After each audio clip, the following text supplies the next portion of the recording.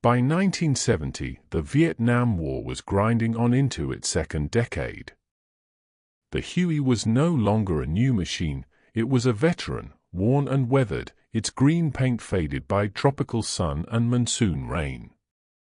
The pilots and crews who flew them were veterans too, some barely out of their teens, but aged beyond their years by what they'd seen.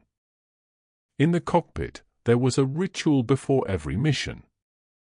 The crew chief would walk slowly around the aircraft, tapping the skin of the Huey, checking for new bullet holes or cracks. He would sling his helmet over his shoulder and say quietly, "All right, girl, let's do it again." They spoke to the Huey like it was alive. And in a way, it was. It had carried them through fire and monsoon, through chaos and rescue. It was their shield, their friend, their only way home. Fear was always there and never spoken, but always felt. Every crew member knew that at any moment, a lucky shot from below could end everything.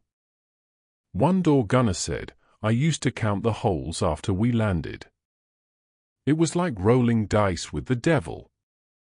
But between missions, laughter was their medicine. They played cards under the rotor shade, blasted rock music from tinny speakers, The Doors, Creedence, Hendrix. They painted shark teeth and pin-ups on their Hueys, tiny acts of rebellion against the violence around them. The pilots called each other by nicknames, Skipper, Tex, Cowboy. The bond was so tight that when a Huey went down, it hit the entire unit like a death in the family. By this time, the war was changing. American troops were gradually withdrawing, and the South Vietnamese forces were taking over more of the fighting. But the Huey remained, still flying the same missions, still taking the same risks. For many pilots, the hardest part was not combat, it was the constant tension, the waiting between flights. The sound of a distant explosion or the radio crackle could make their heart jump. Some found solace in letters from home. Others just stared at the sky, watching Hueys come and go, wondering which ones would return. One pilot wrote to his wife, "The Huey is louder than thunder but gentler than you'd think. When you're up there, it feels like you're riding the heartbeat of the world." The medevac crews, the Dustorfs, were the most revered. They flew without guns, without armor, just Red Cross symbols on their doors and a promise to bring the wounded home.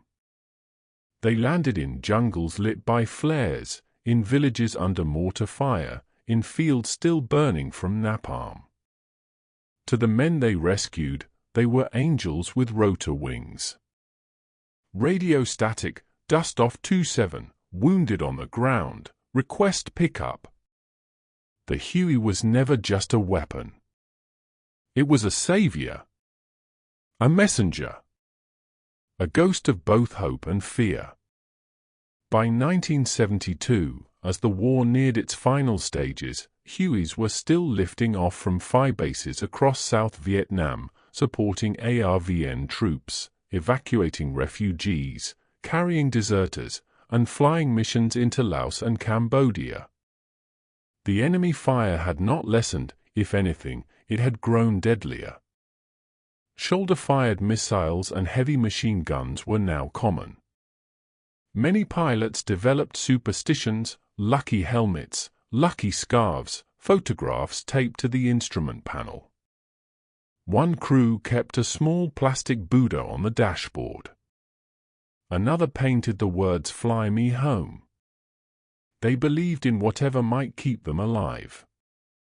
By the end of 1973, the United States was pulling out. The helicopters that remained were handed to the South Vietnamese Air Force. For many American pilots, leaving their Huey behind was like leaving a part of themselves.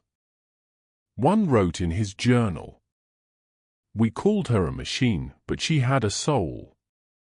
She saved lives, took lives, and never asked for anything in return. When they returned home, the pilots carried that sound with them. For some, the thump of a ceiling fan or the beat of a washing machine could send their minds back to the jungles of Vietnam. The Huey had become a part of them forever.